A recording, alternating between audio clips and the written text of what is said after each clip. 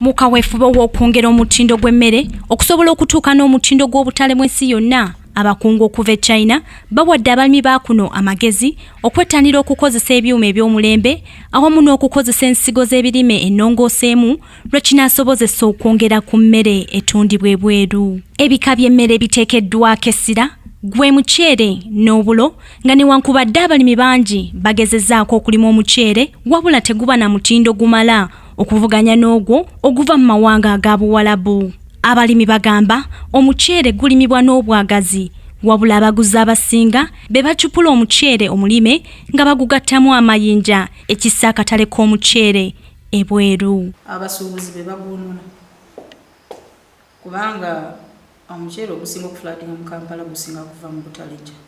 Omuceere guba from farm. Bafamu bagezezzaako nnyo okulaba nga bagwanika bulungi ku tundubaali ne gufuluma nga teguli mu mayinja weewaawo mubeeramuko olutakataka. Naye abasuubuzi mu kkubo nga bagenda bakwata guno ogulimu ettaka ne bagutabula ne guno ne watabaawo that regulation.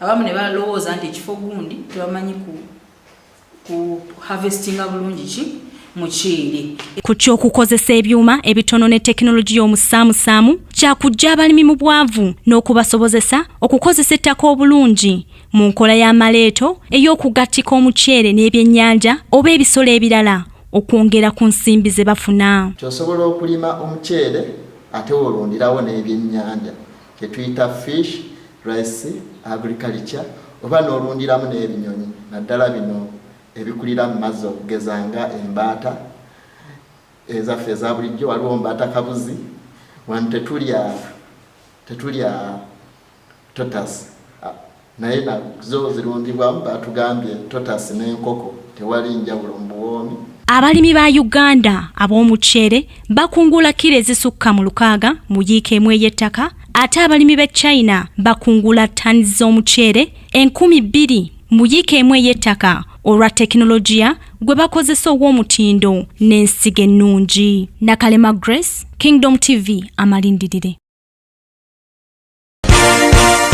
This is Kingdom TV.